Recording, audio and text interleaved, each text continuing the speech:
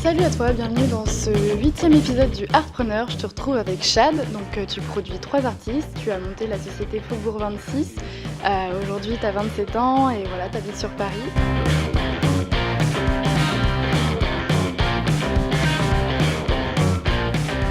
Est-ce que tu peux me dire un peu pour toi aujourd'hui, qu'est-ce que ça représente la musique? La musique, c'est vrai que ça a toujours été, ça a toujours fait partie de moi. Il n'y a Ouais, pas eu vraiment un moment où j'ai commencé à apprécier la musique. Ça a toujours, depuis mon enfance, fait partie de moi. Alors au début, ça a commencé d'une manière assez drôle. C'était mon oncle qui me disait quand j'avais, je sais pas, 7 8 ans, allez, tu veux les 10 francs là, tu veux les 10 francs, bah écoute, va écrire une chanson et si elle me plaît, je te donne le billet, tu vois. c'est vrai. Du coup, ouais, c'était une sorte de chantage mais positif. Ouais, voilà, c'était un Ouais. petit peu. Il savait que j'adorais la musique. Vas-y, va écrire, va faire des choses. Tu vois, il aimait bien Goldman à l'époque Ok. et il disait voilà, c'est bien, c'est écrit et tout. Donc, à la base, c'était vraiment dans ce sens-là. Quelques années plus tard, j'ai continué du coup d'écrire, mais plus pour d'autres artistes, du coup, en Ouais. grandissant, en C'était plus studio. composer que de jouer un instrument en fait. Plus, ouais, plus écrire Ok. et composer un petit peu Mm. aussi. D'être en studio, j'ai fait pas mal de rencontres comme ça, c'était hyper cool. Donc, j'ai approfondi ce truc-là. Et en parallèle, c'est vrai que j'ai fait des études de marketing. Donc j'ai obtenu une licence marketing. Et en fait, le but, c'était justement. Je me suis dit, putain, mais en fait, les deux choses qui me passionnent un petit peu, c'est la musique et le marketing. Et Comment lier l'idéal, les deux en fait ouais, je me suis dit, mais qu'est-ce que je pourrais faire en fait comme métier où je peux à la fois bosser dans le milieu de la musique et en même temps avoir une vision plutôt stratégique. Et puis voilà, et puis avec le temps, donc j'ai fait pas mal de choses entre temps. Donc après ma licence marketing, j'ai bossé dans des boîtes de promo digitale pour Ok. des artistes. J'ai même organisé des concerts, j'ai même fait journaliste musical où j'ai écrivé des articles, des chroniques, voilà. J'ai fait plein de choses T'as testé, autour de c'était la quoi? musique Ok. pour vraiment avoir une vision globale de ce milieu, et puis pour ensuite ouvrir Faubourg 26, qui est ma boîte de production, me lancer vraiment maintenant depuis 2 ans, 2 ans. presque 2 ans. Ouais. Et du coup, comment tu fais pour visualiser le potentiel d'un artiste? Parce que du coup, c'est un peu ton rôle, c'est ce que tu fais auprès des artistes. T'essayes de chercher en eux Ouais, ce qu'ils peuvent ajouter, leur valeur et tout. exactement. Alors en fait, ouais, je dirais que j'ai 4 critères vraiment importants. Déjà, le premier, c'est que l'artiste soit auteur-compositeur. Ok. Voilà, c'est-à-dire au moins musicien, créatif, voilà. C'est-à-dire qu'il soit pas juste là à chanter. C'est très cool, The Voice, Nouvelle Star, toutes ces émissions, mais c'est vrai que des voix c'est intéressant, mais des voix et des musiciens, des auteurs, des compositeurs, je trouve qu'il y a Il vraiment. y a tout un mélange, tout Ouais, un. je trouve qu'aujourd'hui un artiste a besoin quand même de ça pour être Mm. crédible et raconter des choses au-delà juste d'une interprétation. Donc ça c'est le premier critère. Je dirais le deuxième, c'est la singularité. Ok. C'est si c'est pour reproduire ce qui existe déjà, Ça je sert trouve qu'il à n'y a aucun rien, ouais. intérêt. Ok. Je trouve que voilà, faire un bis, tu vois, genre reproduire ce qui existe déjà, ça sert à rien. Le but, c'est vraiment d'apporter un truc un peu nouveau, un peu différent, tu vois. Je préfère à la rigueur qu'il y ait limite des, des défauts, entre guillemets, à travailler, mais qu'il y ait une vraie personnalité, qu'il y ait une vraie singularité, une vraie proposition. Ok. Tu sens la Donc, différence du. donc ça, je dirais que c'est le deuxième critère. Après, peut-être l'émotion. Alors ça s'explique Par pas. la voix, du coup, ou par l'ensemble L'ensemble, c'est-à-dire que, en fait, ça rejoint aussi un peu la singularité, mais ce petit truc qui s'explique pas, tu sais, genre tu vas écouter et tu vas soit être étonné, soit être bouleversé, soit avoir envie de sourire, mais ça va te Ça provoquer provoque quelque un chose, truc chez quoi. toi et. Ça me tente pas trop de faire des choses, voilà, juste de la musique de fond comme ça, d'ambiance. Mm. Faut que ça provoque quelque chose, une émotion, vraiment, et là, c'est un de mes critères principaux. Et je dirais que le quatrième, ouais, le quatrième truc que je recherche, c'est peut-être la qualité. En fait, c'est con à dire, hein, parce que la qualité, oui, tout le monde cherche la qualité, Ouais. mais Comment tu euh, mesures, toi, la qualité alors c'est bizarre. Chacun doit avoir des façons différentes de mesurer la qualité. Hmm. Et puis surtout, c'est bizarre de dire oui, ça c'est de la qualité, ça l'est pas. La seule chose, c'est que je pense que dans tous les. C'est-à-dire, je suis pas fermé aux différents genres musicaux. Alors, tu vois, j'ai un artiste qui est plus chanson française, l'autre plus pop, l'autre plus électro. Mais tu vois, par exemple, Je suis même intéressé par l'urbain de plus en plus. C'est-à-dire, si demain j'ai un artiste urbain, pourquoi pas? Tu vois, Ouais. j'ai Au pas de. contraire, ça mélange les Bah voilà, styles j'ai pas et de front, c'est-à-dire j'ai pas de limite. Je pense que tous les genres sont intéressants du moment qu'il y a une vraie proposition, justement, la singularité, l'émotion, tout ce que j'ai dit juste avant, mais voilà, de qualité, peu importe le genre musical. j'imagine que tous les jours, ça doit être assez intense. Enfin, tu vis ta passion. Du coup, pour toi, qu'est-ce qui te donne du sens au quotidien? Comment tu fais pour bosser avec les artistes? Qu'est-ce que tu leur apportes? Qu'est-ce que je leur apporte? C'est une bonne question. Je vais te raconter une anecdote. Je trouve ça plus drôle. Ça Plutôt. parle un peu plus que... Ouais, Ouais. je vais te raconter un truc. Bon, je ne citerai pas de nom, Ok. mais c'est un truc assez drôle que j'aime bien raconter quand on me demande justement à quoi sert ce que je fais. L'histoire date d'il y a une petite année. J'étais en train de déjeuner avec un directeur artistique de label, donc Ok. on discute, tout ça. Donc le mec veut savoir sur quoi je bosse en ce moment. Et moi, j'aime pas faire écouter les choses qui sont pas terminées, les choses qui sont pas abouties, tu vois. Et je lui dis, voilà, je bosse sur un nouvel artiste. Ah ouais, fais-moi écouter. Non, non, mais c'est pas prêt. Fais-moi écouter.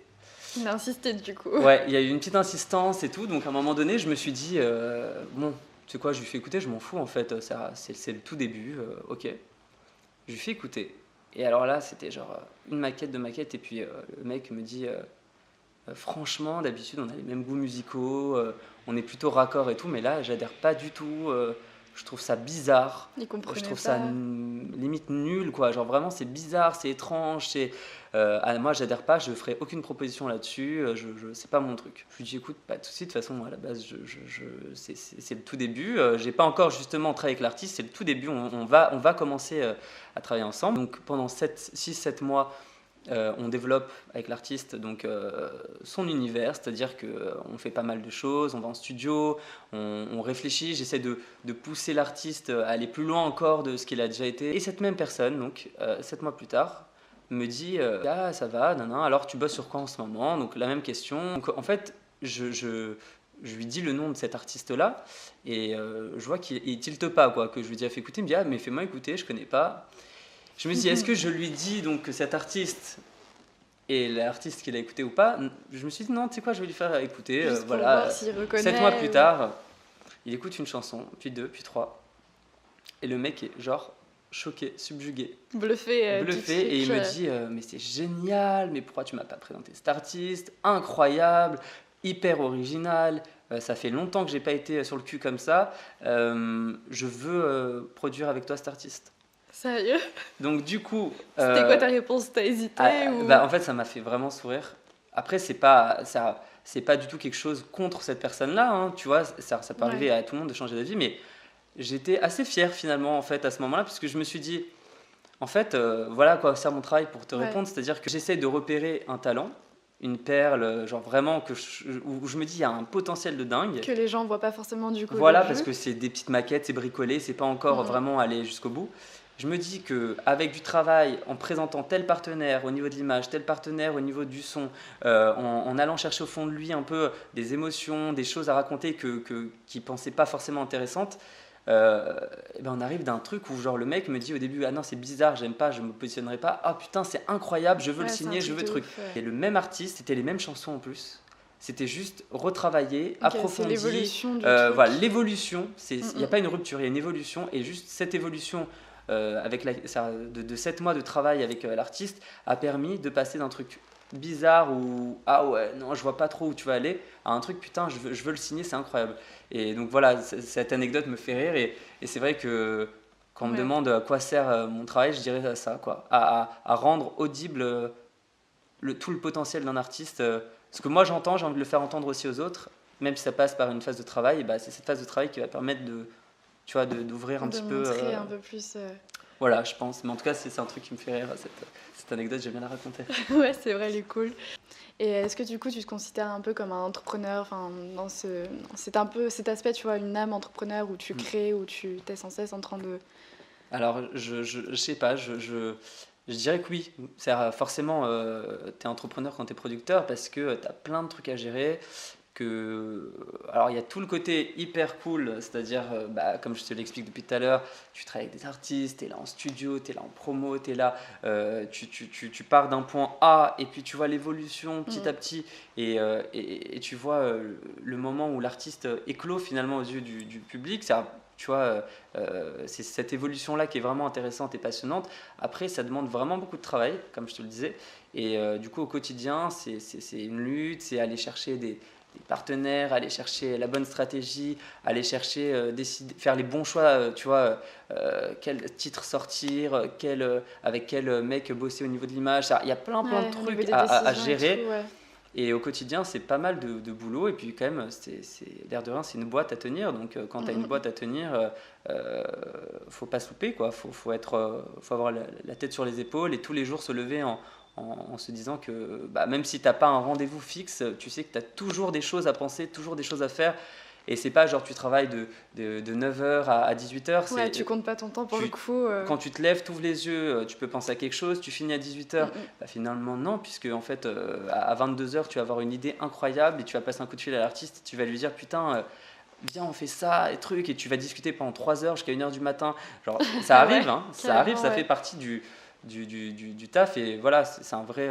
Même si c'est un milieu artistique, il y a quand même du travail, de la réflexion, de la stratégie et de la gestion à voir. C'est les dessous du truc qu'on voit peut-être un peu moins, mais qui sont intéressants. Ouais. Où est-ce que tu veux mener la boîte Faubourg 26 ? Quelle est ton ambition ou tes objectifs de départ ? Qu'est-ce que tu as réussi à faire Alors, Faubourg 26, déjà, je t'explique juste pour la petite histoire. C'est vrai que j'ai ouvert ma boîte à 26 ans. Donc, le mois de mes 26 ans, j'ai ouvert ma boîte.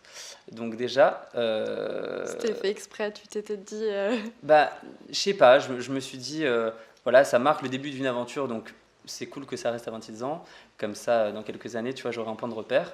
Et puis, c'est vrai que tous mes rendez-vous un peu importants, je les faisais au Café du Temple, rue du Faubourg du Temple. Donc, du coup, je voyais à chaque fois la pancarte écrit rue du Faubourg, rue du Faubourg. Et le mot Faubourg, en fait, j'avoue que quand j'étais petit, j'écoutais pas mal Brel et j'adorais la phrase la laideur des faubourgs, tu vois. Et je comprenais pas ce que ça voulait dire, mais j'adorais ce mot. Ça te parlait et tu t'es dit. Et du coup, au moment de choisir le nom de ma boîte, je me suis dit, écoute, rue du Faubourg, Faubourg 26.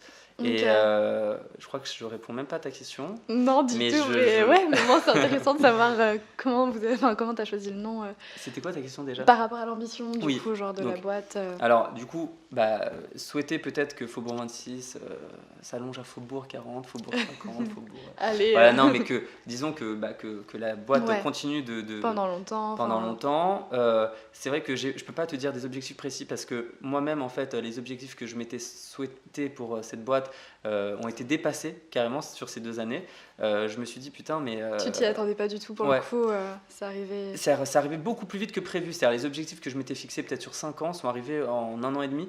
Donc je suis hyper content et finalement c'est bien de se donner des objectifs, mais c'est surtout bien d'avancer au quotidien et de voir comment ça évolue.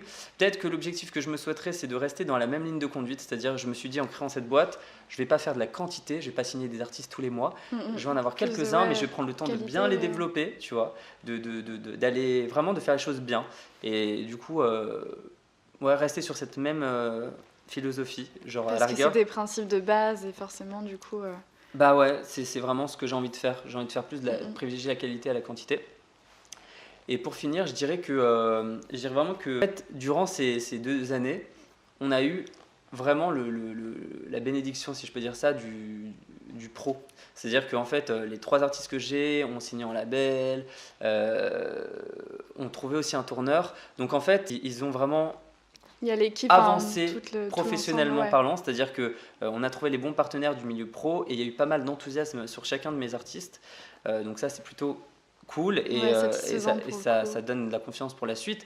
Mais maintenant, le plus dur reste à faire, c'est-à-dire faire en sorte que ces talents que je développe ne plaisent pas qu'aux professionnels, mais plaisent aussi au grand public.